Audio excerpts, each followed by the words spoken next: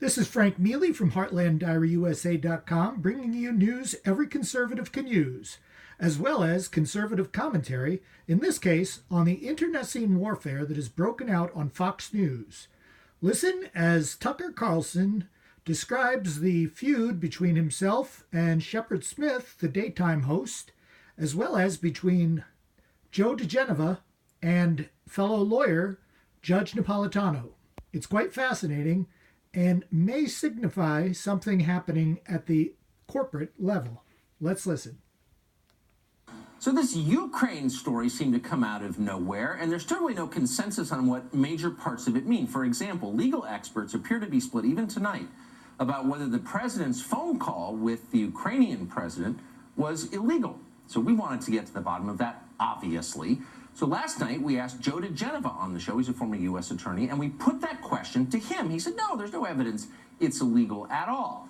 Well, that statement and some accompanying statements caused quite a firestorm, and so we've asked Joe DiGenova to come back tonight for an update. Joe, thanks so much for coming on tonight. So I want for our viewers who are not familiar with what exactly happened to know. So here's a quick update. So yesterday, Judge Andrew Napolitano, who is a legal analyst at Fox, and a very nice guy, I will say, I've always liked him, went on one of our daytime shows and declared that the president's phone call with the head of Ukraine was a crime. Here's what he said.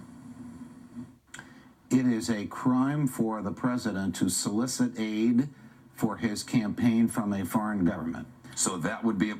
That to which the president has admitted is in and of itself a crime. Yes. So that definitely got our attention. Of course, it's a crime. And so I asked you, because you prosecuted a lot of crimes, and for our viewers who didn't see it, here's what you said.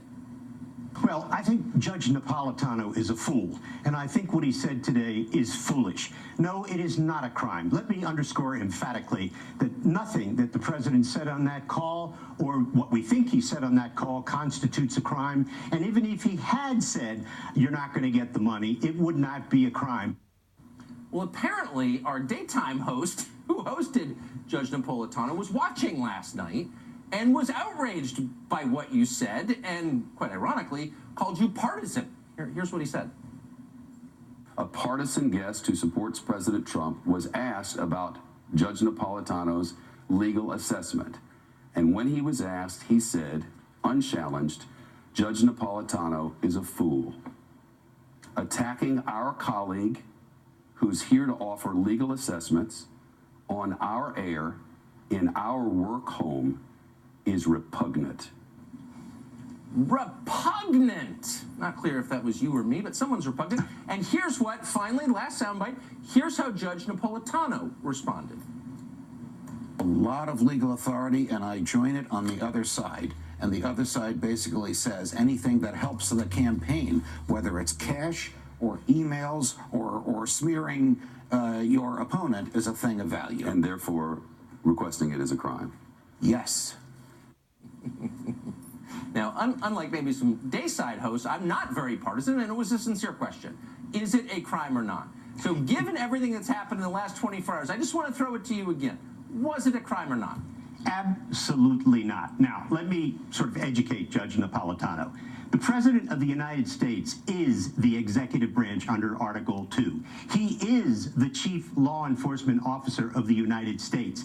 He can ask anyone, a citizen, a foreign leader, a question. He can make a suggestion about an investigation because he runs them. And by the way, in the latest set to with the whistleblower, the Office of Legal Counsel has said that requesting information from a foreign government is not a thing of value. It is not a foreign contribution. I must say this. I've been a U.S. attorney, an independent counsel, an investigative counsel on Capitol Hill in the House and the Senate. Judge Napolitano has never been a U.S. attorney. He's never been a federal prosecutor. He has never conducted a federal grand jury. I have done all of those things. If he wants to have an opinion, that's fine. I am not a paid Fox contributor. I am a guest of Fox Network. I come on when they ask me. So, and I am told, please, whatever you do, tell the truth. Don't make things up. Don't cover. So what I say, I believe, and of course, as a matter of law, I know what I'm talking about in the law. I try to be truthful. Right. I was very truthful last night.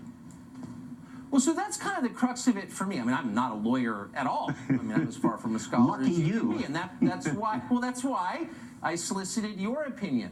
But I also know that some things are subjective, and people of goodwill have differing views. Yes. And so that's why it doesn't seem honest to me when a host, any host on any channel, including this one, pretends that the answer is obvious. There is an ironclad consensus about what the answer is, when there in fact isn't. When it's a subjective question. That's not news, is it?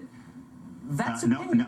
No, it isn't at all. And you were asking me my legal opinion, and I gave it. Yes. Judge Napolitano gave his legal opinion, and he's entitled to it. But I can tell you, as a former United States attorney, I'm right.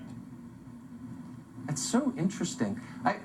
Why do we find ourselves in a situation where people aren't willing to admit that their passions are guiding their news coverage?